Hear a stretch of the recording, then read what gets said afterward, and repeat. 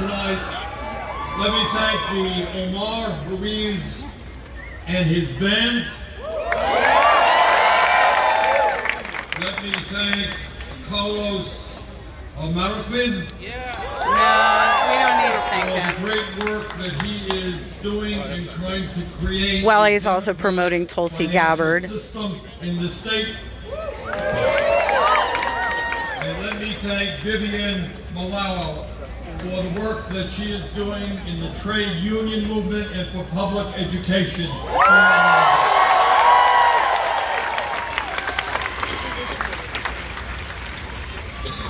I am here tonight for several reasons. I'm here to ask for your help to win the Democratic primary in the great state of California.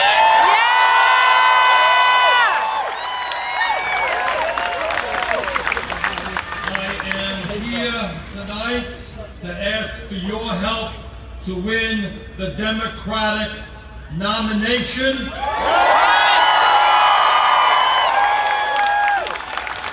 I am here tonight to ask for your help to defeat the most dangerous president in the history of the country.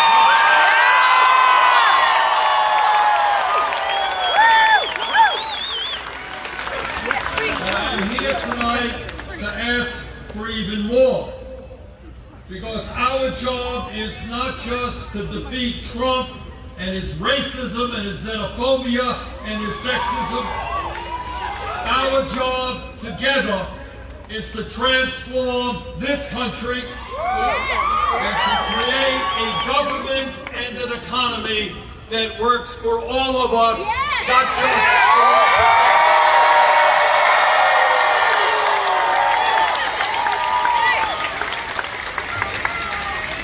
Donald Trump and his friends are working overtime trying to divide us up, which is what demagogues always do. Demagogues are cowards and they are bullies. And they pick on people who are politically helpless. Well, we got news for Donald Trump. We are not going to allow ourselves to be divided up. We're going to come together, black and white, Latino, Asian.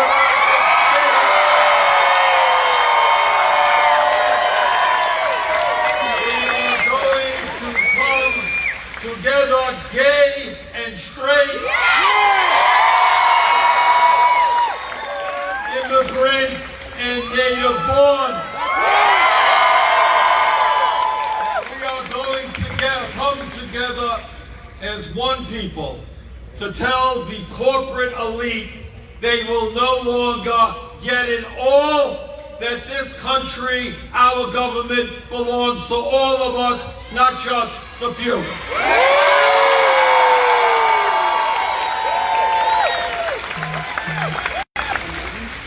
Now, in Congress and in the corporate media, there is not a whole lot of talk about perhaps the most important domestic issue that we face, and that is the grotesque level of wealth and income inequality.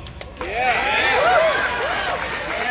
Congress may not talk about it, media may not talk about it, we will talk about it.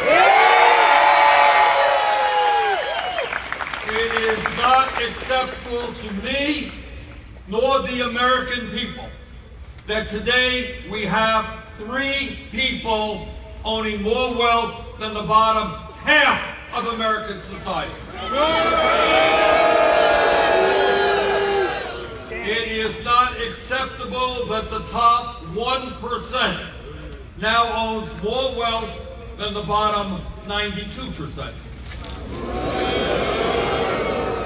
It is not acceptable that at a time when millions of people in Vermont, California, and all over this country are working 2, 3 jobs to keep their heads above water, that 49% of all new income goes to the top 1%.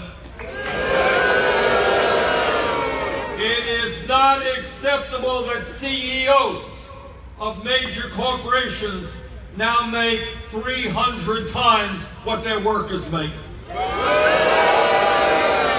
It is not acceptable that half of our people are living paycheck to paycheck. And that's the reality in America. We're going to talk about it, but more importantly, we're going to do something about it.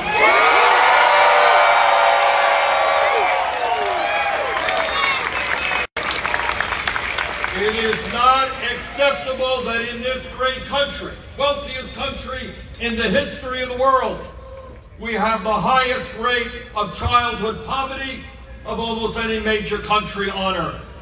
And I get sick and tired of hearing politicians tell us how much they love America, but apparently they do not love the children. If you love America, you will love our children and treat them.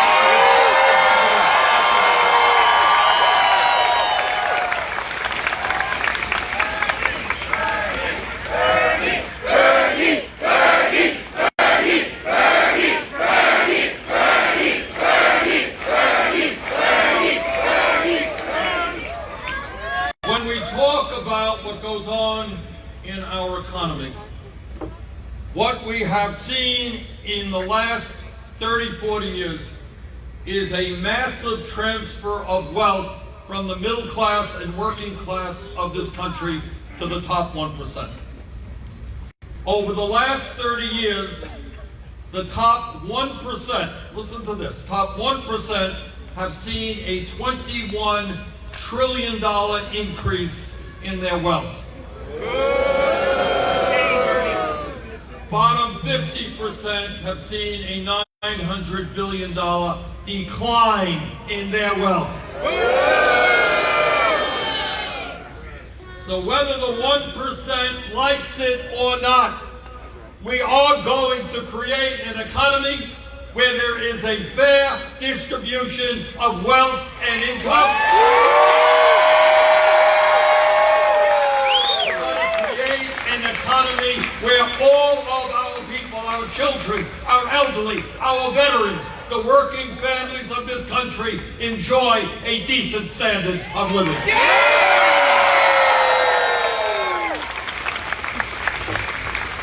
Now, how does it happen? How does it happen that if after all of the speeches and all of the party platforms and all of the legislation, that we are at a moment in history where we have so much income and wealth inequality, we are at a moment where 40 million people are living in poverty, we are at a moment where tonight 500,000 fellow Americans will be sleeping out on the streets or in emergency shelters. How does that happen? And I will tell you exactly how it happens. It happens because we have a corporate elite whose religion is greed. That's right! This is a corporate elite that literally wants more and more tax breaks for the rich and large corporations, and then they come to Congress and they say, cut Social Security, cut Medicare, cut Medicaid, cut education. This is a corporate elite where last year on Wall Street, the 5 largest banks made $110 billion in profit. This is a corporate elite which charges the American people the highest prices in the world for prescription drugs, and yet top 10 companies made $69 billion in profit. This is a corporate elite where the insurance industry made $23 billion in profits last year, and they work overtime trying to deny people the claims that they are entitled to. This is a corporate elite where the fossil fuel industry last year made $48 billion while their product is destroying our planet. a corporate elite where the top 10 defense contractors made $26 billion in profit, while the Pentagon has not yet had a successful independent audit. So that is what we are up against. We are up against people who have incredible economic power, who have incredible political power, because as a result of that disastrous Citizens United Supreme Court decision, billionaires are now able to buy elections. Now, I say all of that because I want to be honest with you and to tell you that when we speak about our campaign, we're not just talking about Bernie. What we are talking about, us, not me. Now, what do I mean by that? What do I mean by that? Is that just a catchy bumper signal? Well, yes, it is. But it is far more than that. It is a profound philosophical and political statement. When we talk about us, not me, what we understand is that we are in this together. That means that my job as an American citizen is to worry about the needs of you and your family, and your job is to worry about my family. That's what being in it is together. But there is another profound political statement when we talk about us, not me. So let me tell you what no other presidential candidate will tell you. And that is, no president, not Bernie Sanders or anybody else, can do it alone. Right. I wish I could tell you otherwise. I wish I could tell you, vote for me, elect me president, I'm going to deal with all of the concerns of America. But if I told you that, I would be lying to you, and I'm not going to lie to you.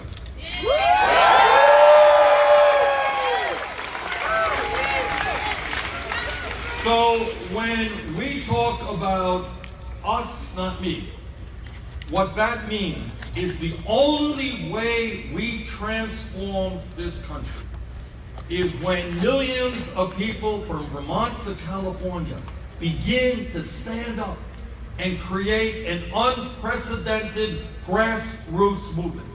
A grassroots movement that looks around them and says that the status quo may be working for the billionaire class, but it is not working for ordinary Americans, and together we're going to change them.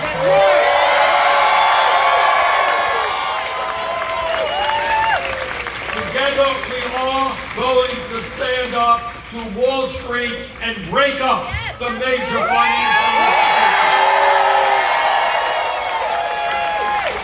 Together we are going to stand up to the drug companies and cut prescription drug costs in half.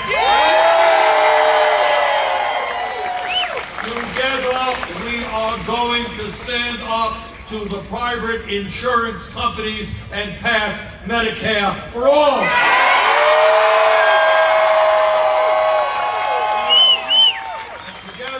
We are going to stand up to the fossil fuel industry and tell them no longer will they be able to destroy our planet. And together we are going to stand up to the private, profitable corporations and the 1% and tell them that under a Bernie Sanders administration, yes, they are going to start paying their fair share of taxes.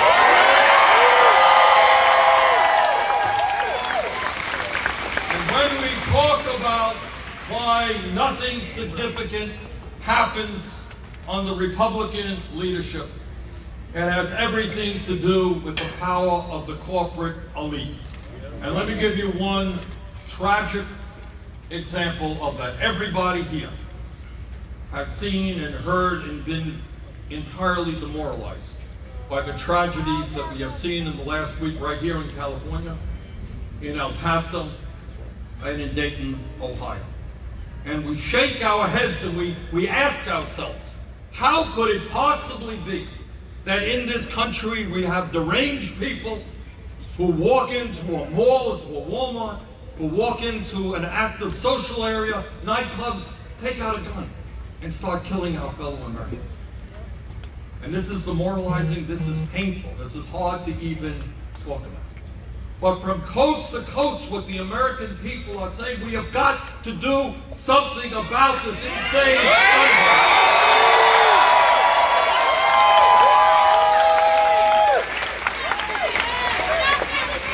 This is not me talking, not you talking.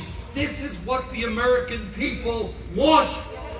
They want common sense, gun safety legislation, which says we're going to expand background checks to make sure that nobody in America owns a gun who should not have the right to own a gun.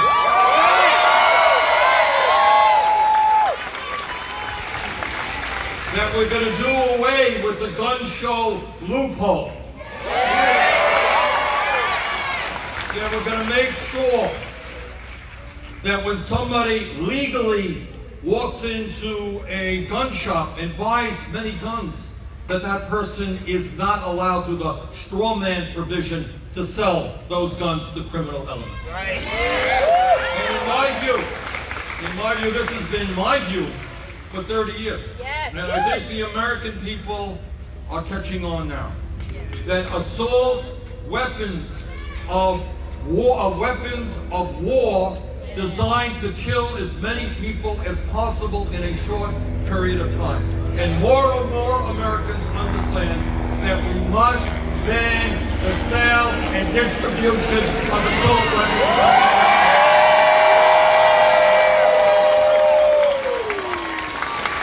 Now, these are not radical ideas. These are not radical ideas. This is what the American people want. So how come Congress in the Senate, how come the Senate is not passing this legislation?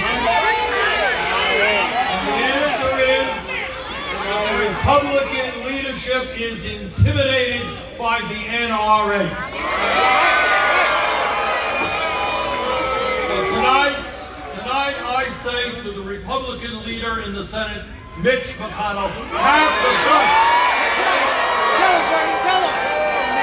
Have the guts to stand with the American people.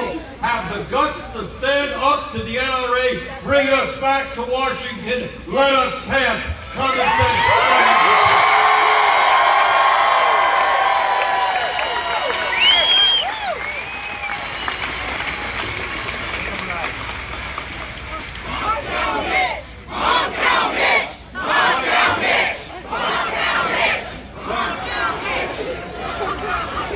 Now, when we talk about where we must go, I want to tell you and I want to thank you because over the last 4 years, because of your efforts, we have made some real progress in this country. When I came to California 4 years ago, and I said, you know, maybe we should raise the minimum wage to a living wage. Right. 4 years ago, that seemed like a radical and crazy idea. I am happy to tell you now that 7 states in this country, including California, have done just that. I'm happy to tell you that several weeks ago, the U.S. House of Representatives did just that. I say again to the cowardly Republican leadership in the Senate, do the right thing. Bring the House bill to the floor of the Senate and let us pass a $15 an hour minimum wage.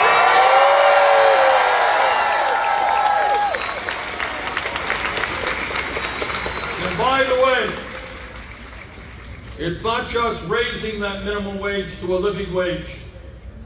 it is also making it easier for workers to join unions. And when we talk about wages, together we're going to end the absurdity of women making 80 cents on the dollar compared to men.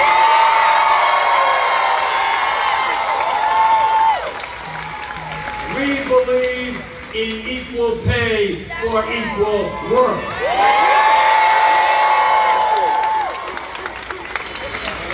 Years ago, when I came to California, I said, you know, in a competitive global economy, we have to rethink what public education means. It's no longer good enough to talk about public education being K through 12. And we have got to make public colleges and universities tuition free.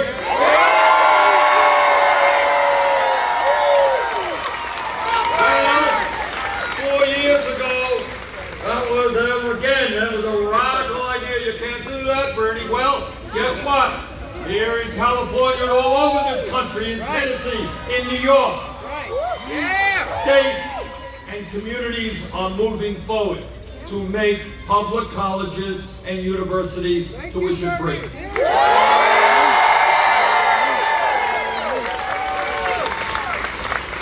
4 years ago, I said, you know, we got an absurd situation in that we have told our young people that in order to get ahead, to do the right thing, you need to go to college. You need to get a good education if you're going to go out there and get the good jobs that are available. That's what we told the young people, and they did. And the result of that is millions of young people graduated school or they dropped out of college, deeply in debt. How many people here owe college debt? I should have asked how many people do not have college debt. 45 million Americans are now dealing with debt that amounts to about $1.5 trillion. And I learned about this a couple of years ago when a young lady in Burlington, Vermont, who was a doctor working in a community health center, when she said, Bernie, look, I love my job. I'm so happy I was able to go to medical school, but I'm $300,000 in debt. And I couldn't believe that. And then I heard in Iowa a young woman telling me she went to dental school, $400,000 in debt. And we got people who go to graduate school. I sat down with some young people from Howard University who are going to be teachers. They're $100,000, $150,000 in debt as they prepare to go into the teaching profession. So I thought about all of this stuff. And I thought about talking to people from coast to coast who literally cannot get married and have kids because of their student debt. They can't buy a home because of their student debt.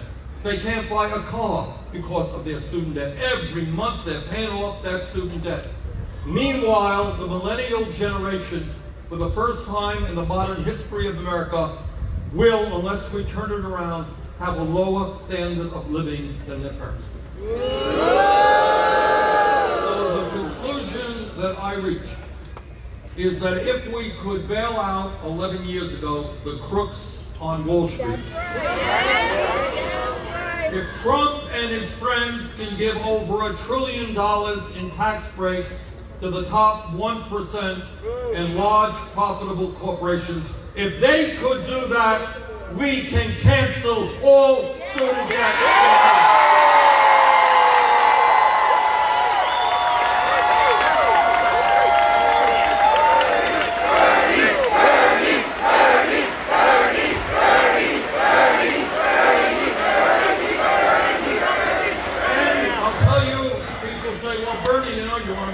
Colleges, 4-year colleges, 2-year colleges, tuition free, you want to cancel all student debt. That's an expensive proposition. It is. It is about a $2.2 trillion program over a 10-year period. It's a lot of money. But we are going to pay for that by asking our good friends on Wall Street, who we bailed out, we're going to impose a very modest speculation tax on Wall Street, which will raise more than enough money.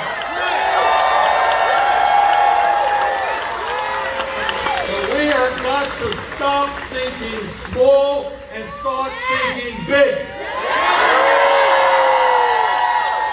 We cannot any longer afford tax breaks for billionaires, huge military budgets, endless wars. We're going to focus on the needs of the working families of this country.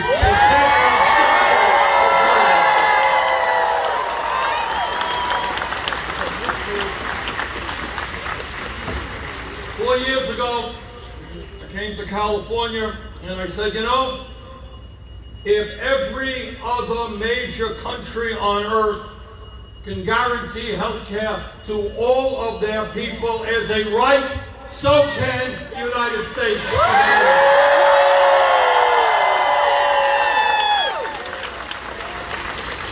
And once again, we were told this is a radical and extreme idea, something the American people will never go for. Well, guess what?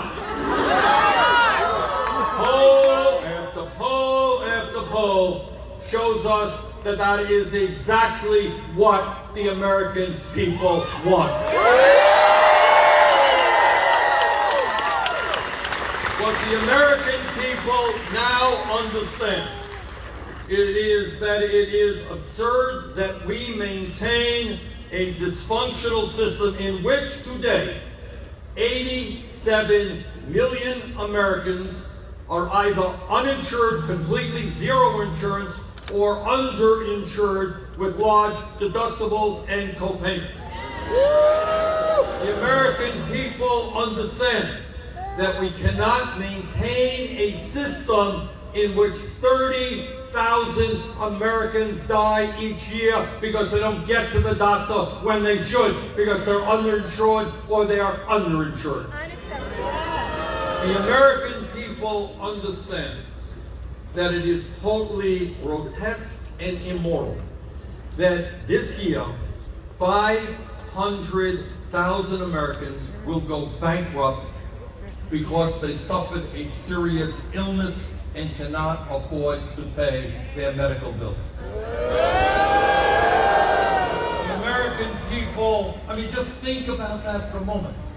If you are sick, if you're struggling with cancer or heart disease, you've got to focus on getting better. That's what your mission is. You should not have to worry about your family going bankrupt simply because you had a serious illness. Right. The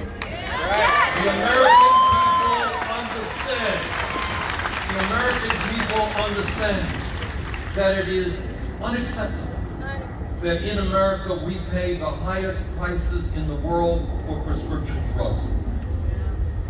A week ago Sunday, I was in Windsor, Ontario with a number of people from the Midwest.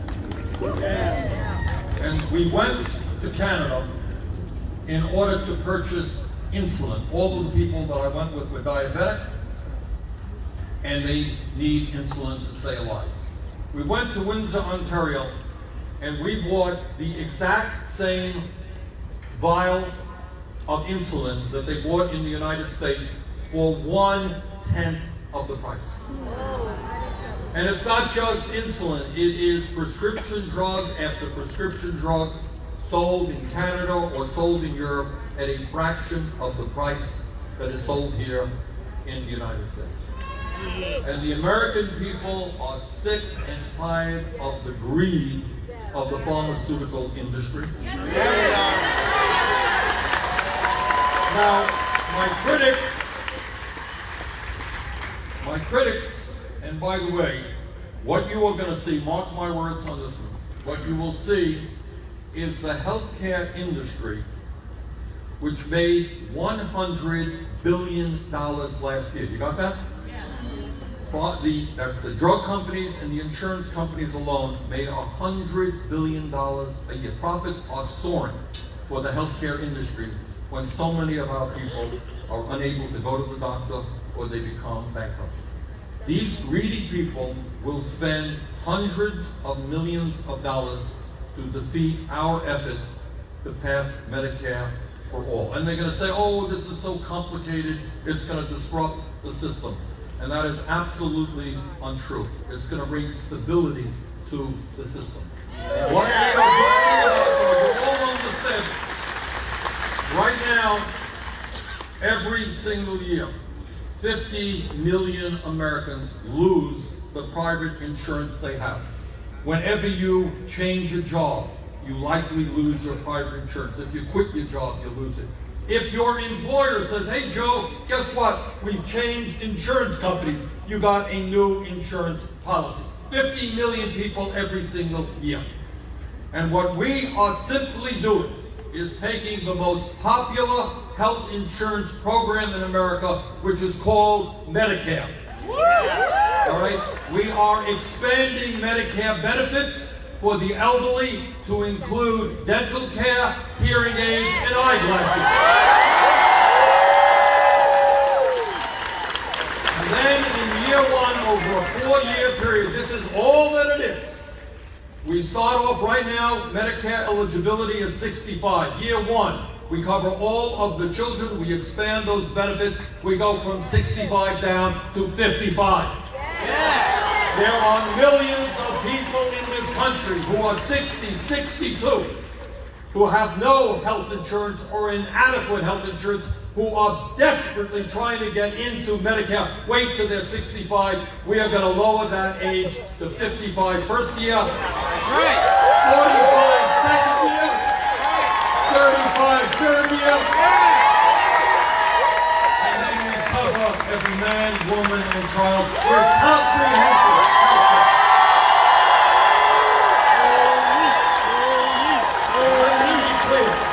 This is comprehensive health care, including dental care, including mental health care.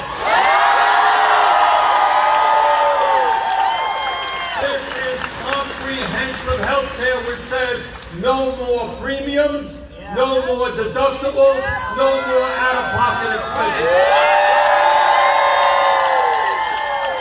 In Canada, if you have a heart transplant, if you have any kind of serious surgery and you're in the hospital for weeks or months, when you come out, there is no bill. Right. That is what a civilized, democratic society is about.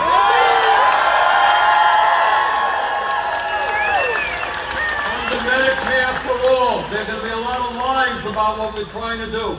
It means the freedom of choice regarding any doctor you want, any hospital you want, any clinic you want.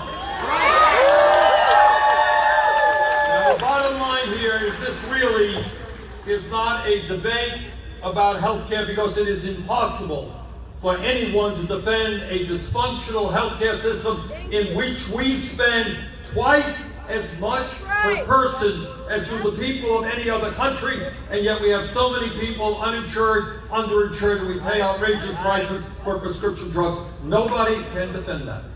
So what this is all about is whether we have the capability of standing up to the greed of the healthcare industry, which made $100 billion in profits last year. That is what this struggle is about. And what I believe, and I know you believe, is the function of healthcare is to provide quality care for all, not making the insurance companies and the drug companies unbelievably rich. And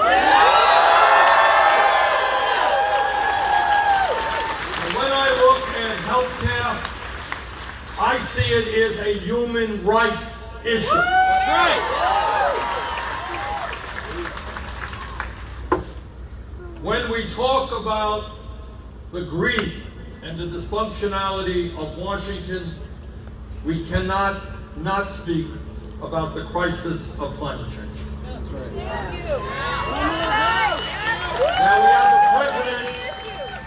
we have a president who, among many other attributes, happens not to believe in science. What does he know? He is too busy spreading his racism and his sexism and his xenophobia to read any literature about the crisis of climate change.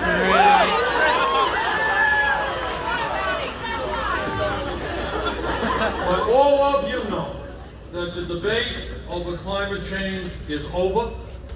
The scientists are virtually unanimous in telling us not only that climate change is real, but it is bringing mass destruction, not just to the United States, but to countries all over the world.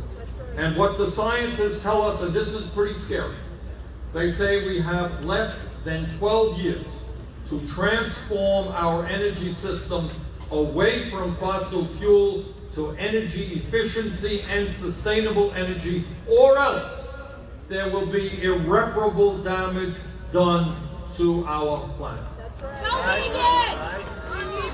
Now, my view is that it is not acceptable that the fossil fuel industry destroyed this planet for their short-term profits. And that is why, and the other point that we have to know is that climate change, as everybody here knows, Donald Trump doesn't quite get it, is not just an American issue, it is obviously a global issue. That's what it is.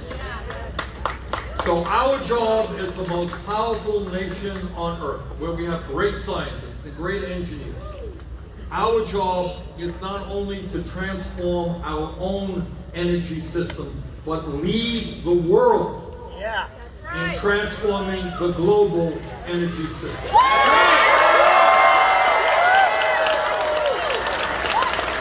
Now,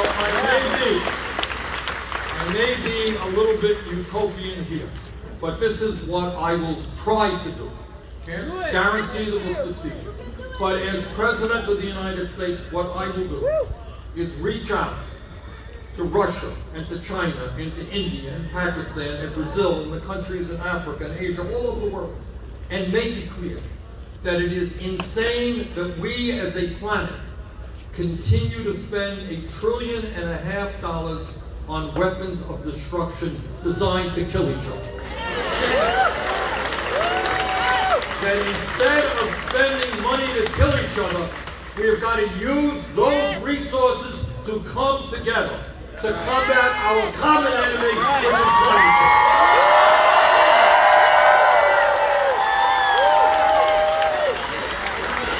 And when we do that, when we transform our energy system, we will create millions of decent paying union jobs in this country and jobs all over the world.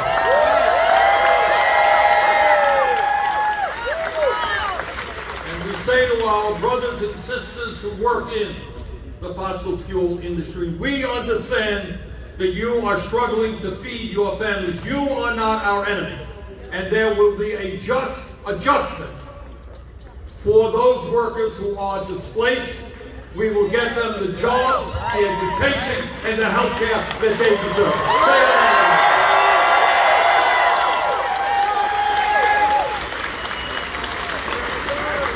And when we talk about crises in America that should not exist in the wealthiest country on earth, we must talk about the crisis in affordable housing. Tonight, as I mentioned earlier, in America, we're going to have over 500,000 people sleeping out on the streets or in emergency shelters. Today in America, we have some 18 million families spending 50% of their limited incomes on housing. What our job is to make it clear that just as healthcare is a human right, just as education is a human right, so is the right to have affordable, decent housing.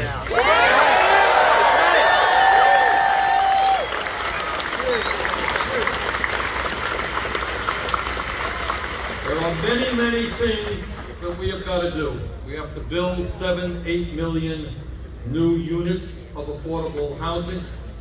We have to build low-income housing, rental units, to make sure that we get people off of the streets. We have to put more money into the Section 8 program. We have to give communities around this country the flexibility to do rent control if that is what they want to do. And I know that rent control gets some real estate people a little bit nervous. Doesn't get me nervous. I grew up in a rent control apartment. And we have got to end gentrification in this country.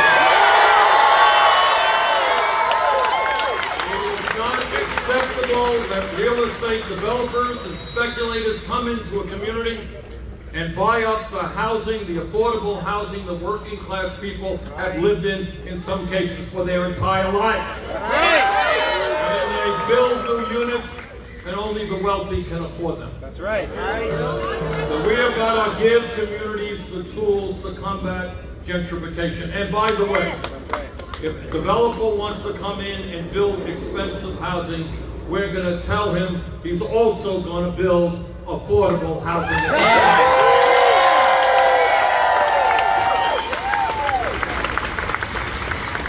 me say a word to our immigrant brothers and sisters.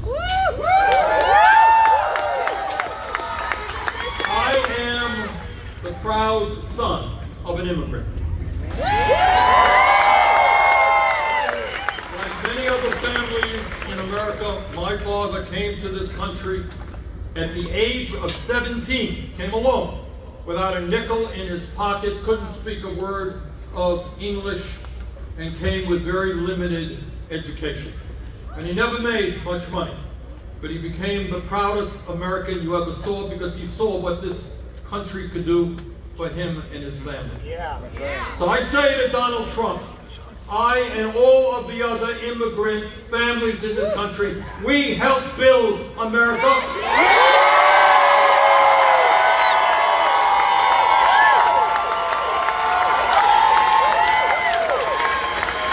We have done the dirty work, we have done the dangerous work. Right. We have done the jobs that do not pay us a living wage. And we are sick and tired of Trump demonizing the immigrant community.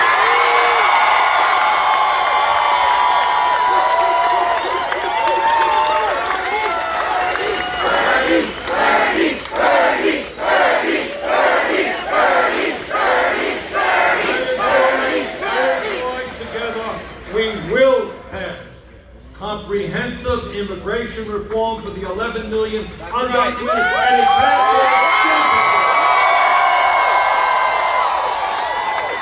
That is why on my first day in office, I will sign an executive order to restore legal status to the 1.8 million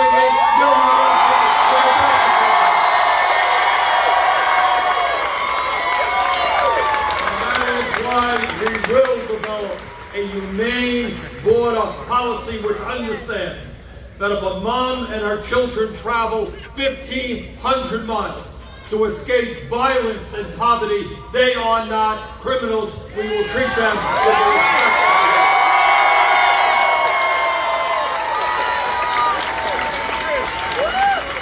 And when we are in the White House together, we are going to finally reform a broken and racist criminal justice system.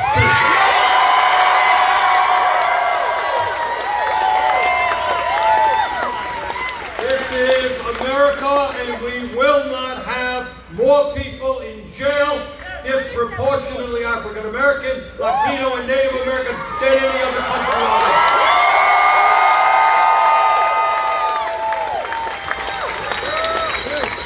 Together, we are going to end the destructive so-called war on drugs. Together, we're going to expunge the records of those people arrested for marijuana.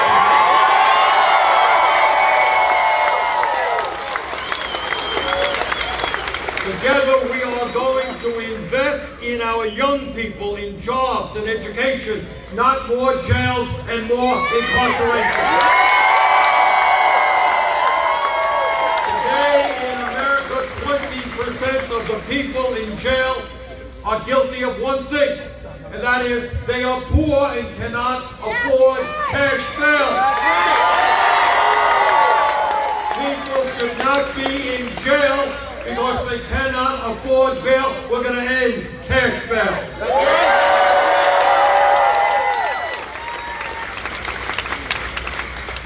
Tonight, we say to all Americans, but especially the women, that we get sick and tired of hearing politicians, conservative politicians, saying, we want to get the government off of our backs. We believe in small government.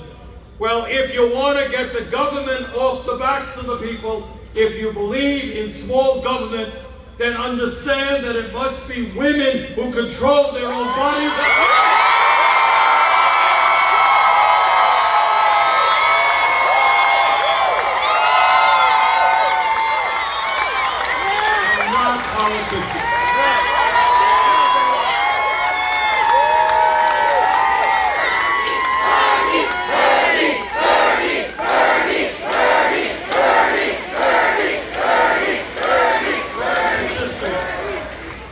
This campaign is the most consequential in the modern history of this country. We're not just talking about economics. We're not just talking about ending racism and sexism and homophobia and religious bigotry. We're not just talking about climate change and trying to save the planet. We are talking about saving democracy. Saving democracy from a president who obviously has not read the Constitution of the United States. Who doesn't understand the separation of powers. Now, at the end of the day, this is the last point that I want to make.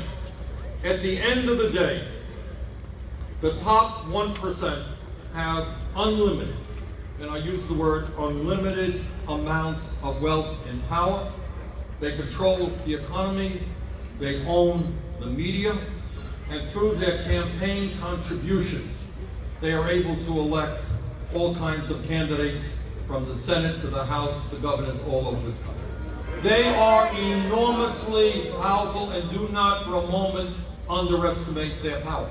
But at the end of the day, the 1% is 1%. And we are 99%.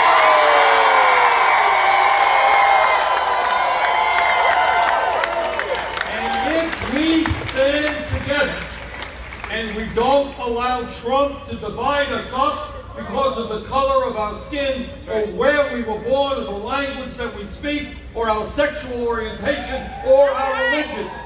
If we come together, brothers and sisters, we can transform this country. Let's go out and do it.